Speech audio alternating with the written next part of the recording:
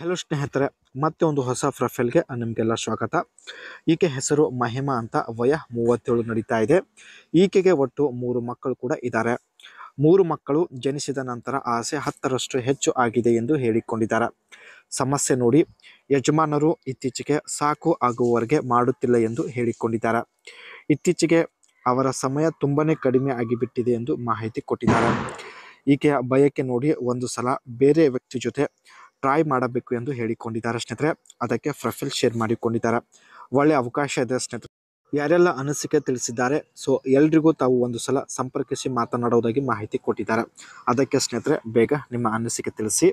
5 rules for beginners investors. ಇತ್ತೀಚೆಗೆ ಸ್ನೇಹಿತರೆ, ಆನ್ಲೈನಲ್ಲಿ ತಾವು ಹಣ ಇನ್ವೆಸ್ಟ್ ಮಾಡುವುದಕ್ಕೆ ಶುರು ಮಾಡಿದ್ದಾರೆ.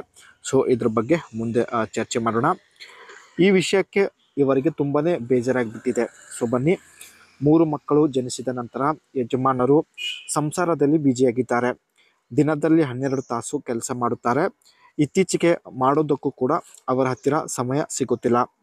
ಮನದಲ್ಲಿ ಆಸೆ ಆಗಲಿ ಎಂದು ಯಜಮಾನರ ಮುಂದೆ ಅಗಲ ಮಾಡಿ ಕುಳಿತುಕೊಳ್ಳುತ್ತೇನೆ, ಆದರೂ ಯಜಮಾನರಿಗೆ ಆಸೆ ಆಗುತ್ತಿಲ್ಲ ಎಂದು ಹೇಳಿಕೊಂಡಿದ್ದಾರೆ. ಈ ಒಂದು ವಿಷಯಕ್ಕೆ ಸ್ನೇಹಿತರೆ, ಇವರಿಗೆ ತುಂಬಾನೇ ಬೇಜಾರು ಆಗಿರುತ್ತೆ. ಅದಕ್ಕೆ ಒಂದು ಸಲ ಬೇರೆ ಅವರ ಕೈಯಿಂದ ಮಾಡಿಸಿಕೊಳ್ಳಲು ಫೈನಲಿ ನಿರ್ಧರಿಸಿದ್ದಾರೆ. ಆ್ಯಂಡ್ ಮುಂದೆ ಬನ್ನಿ. ಇಲ್ಲಿ ಸ್ನೇಹಿತರೆ, ಈಕೆಯ ಮನಸ್ಸಿನ ಒಂದು ಭಾವನೆ, ಬಯಕೆ ಬಗ್ಗೆ ಚರ್ಚೆ ಮಾಡೋಣ.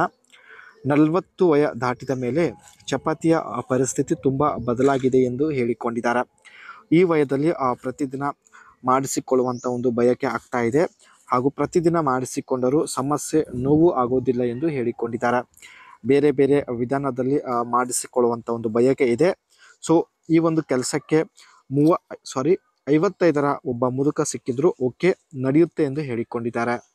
ಇಲ್ಲಿ ಸ್ನೇಹಿತರೆ, ನಿಮ್ಮ ವಯ 55ರ ಒಳಗೆ ಇದ್ದರೆ ಮಾತ್ರ ಅನಿಸಿಕೆ ತಿಳಿಸಿ, ಖಂಡಿತ ಸಂಪರ್ಕಿಸುತ್ತಾರೆ. ಹೊಸದಾಗಿ ಸ್ನೇಹಿತರೆ, ಹಣ ಇನ್ವೆಸ್ಟ್ ಮಾಡುವವರಿಗೆ ಇಲ್ಲಿ ಕೆಲವು ಗೈಡ್ಲೈನ್ಸ್ ತಾವು ಶೇರ್ ಮಾಡಿಕೊಂಡಿದ್ದಾರೆ.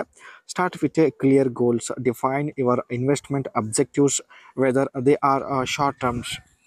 ಸ್ಟಾರ್ಟಿಂಗಲ್ಲಿ ಸ್ನೇಹಿತರೆ, ಕಡಿಮೆ ಅಮೌಂಟ್ ಇನ್ವೆಸ್ಟ್ ಮಾಡಿ ಎಂದು ಹೇಳಿಕೊಂಡಿದ್ದಾರೆ. Invest only what you can afford to lose, avoid investing money needed for daily expenses or emergencies. Always have an emergency fund ready before starting your investment journey. ಹಣ invest ಮಾಡುವ ಮುಂಚೆ emergency fund ಇಟ್ಟುಕೊಂಡು ಹಣ invest ಮಾಡಿ ಎಂದು ಹೇಳಿಕೊಂಡಿದ್ದಾರೆ.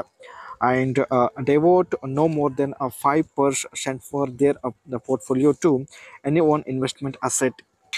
ಯಾವುದೇ ಒಂದು ಕಂಪ್ನಿಯ ಶೇರ್ ಆಗಿರಲಿ ಸ್ನೇಹಿತರೆ, ಆ ಒಂದು ಕಂಪ್ನಿಯ ಶೇರ್ ರೇಟ್ಗಿಂತ 5%ಗಿಂತ ಜಾಸ್ತಿ ಹಣ ಇನ್ವೆಸ್ಟ್ ಹಾಗೂ ಶೇರ್ ಪರ್ಚೇಸ್ ಮಾಡಬೇಡಿ ಎಂದು ಕೂಡ ಹೇಳಿಕೊಂಡಿದ್ದಾರೆ.